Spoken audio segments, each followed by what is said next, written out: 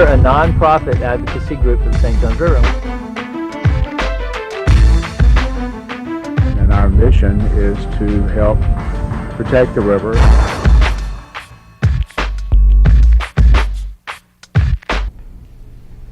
Hi, welcome once again to the St. Johns Riverkeeper Show, the most exciting half hour on television.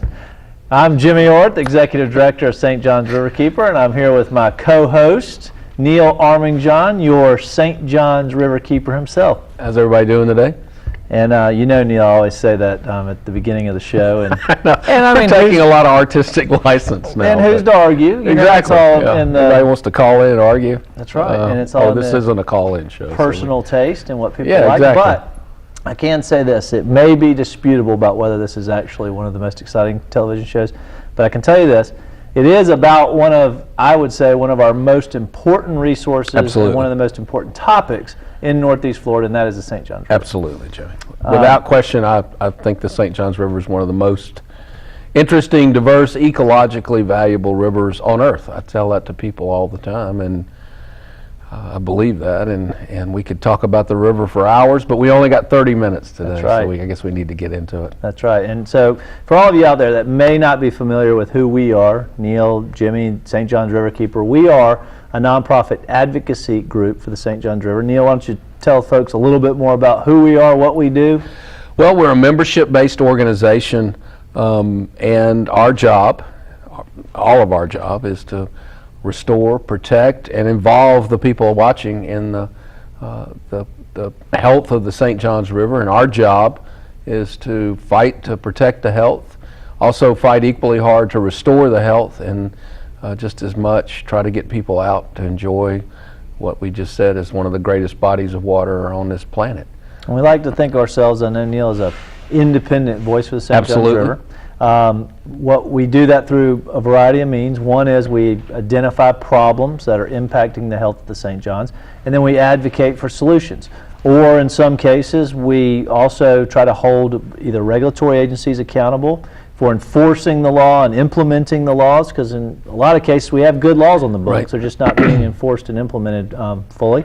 And then also, in some cases, we also have to try to hold polluters accountable as well, so right. that if they're getting away with, in essence, polluting the St. Johns, right. we step in and we either do it through negotiation with those people that are in violation of the law, the regulatory agency, or in some cases we have to bring lawsuits. Right. And so we have a toolbox, I like right. to say, of a lot of different tools that we use to try to protect the river.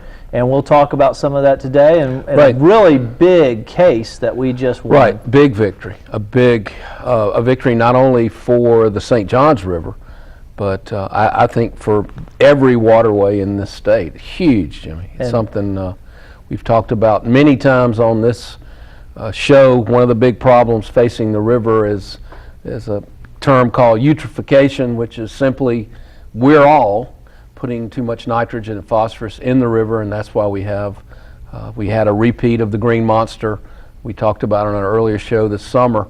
And what this victory we're going to talk about in specifics involves what I believe is the first meaningful step toward coming to grips with a solution to that problem. And Neil, before we get into that, this is the last show of the year for us. We don't film a December show, so. Right. We will be back in January, and we plan to have a lot of guests that we've already talked about or we've invited to come on to the show to talk about issues. So I hope that you'll continue to follow the show. Since the holidays are coming up, Neil, I would like to mention that we also have a lot of opportunities for people for gifts, really great, wonderful gifts for the holiday. Absolutely. One of those that we've talked about on a previous show is our Get Your Feet Wet guide to the St. Johns River. And this is something that we developed over a year's time. I mean, put a lot of labor of love and time and resources into developing this. And what we feel, why we think this is so important, is that it really helps you, folks out there that are interested in learning about the river. It gives you the tools, the resource to go out, learn about all the parks, the opportunities to access the river. It has a wildlife guide in here, in addition to the parks guide. and it's really cool. I'll show you. There's descriptions of very common plants and animals that you'll see when you're out exploring the St. Johns River. As I mentioned, there's a parks guide that features the various parks up and down the St. Johns River between Palatka and the mouth of the river at Mayport. There's our education director put together an incredible activities section so that while you're there, you can play games and activities with your kids. So if you're interested in getting one of these guidebooks, they make great presents for the holidays. Absolutely. Go to our website, which we'll put the website address up there throughout the show, and it's very obvious on the homepage where to click to find out more information about the guidebook. For a small donation, you can get a guidebook, and we'll mail one to you. Right. We also just give us a call if you're not web Right. savvy, Right. and give us a call. We'll be glad to mail you out a guidebook. And then the other thing, Jimmy, I want to encourage people who are looking for gifts for their family or friends, membership to the St. Johns Riverkeeper. We have a lot of folks around this time of year who give memberships. That's a kind of a two-headed gift. It helps us and the work that we do, and it also introduces your family and friends to a lot of the good work that we do and how people can learn more about us.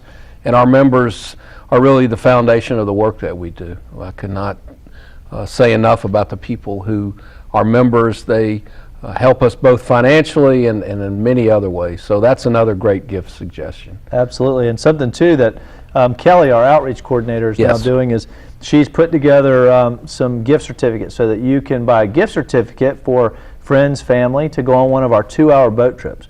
And we do these 2-hour boat trips generally the second Saturday of every month.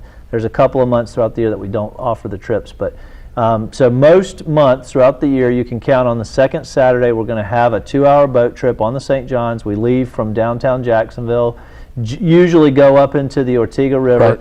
We're starting to also offer some really cool different trips so that if you've already been on one of the previous trips, that you might see that we're offering some different ones too. Excellent. Such as last month, which it was a big hit, so we'll probably offer again, was about the Native Americans that once resided along the Yes. banks of the St. Johns Yes. River, and that was fascinating.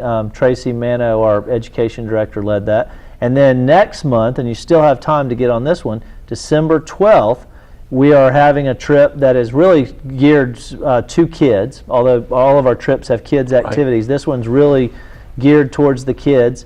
And we're going to have all kinds of activities for the kids, and everybody walks away with a gift afterwards. And so Tracy's with that holiday theme. Right. She's talking about the St. Johns River and what a gift it is to us as a community, but Excellent. also giving everybody that participates on the trip a small gift as a token of appreciation from us for your concern for the river and your interest in participating on a boat trip. So, and if you can't go in December, like I said, you can get a gift certificate and then go on a trip or give it to someone, and they can go on a trip later next year sometime, because we're going to have some really great trips. So, and that's something too that, just so you'll know, that we have started doing more of, and we've talked about this on previous shows, is providing more educational resources and more opportunities for the public to engage with the river. So one of our goals is really to provide the resources for people to learn about the river and to experience the river firsthand, because we feel like it's critical.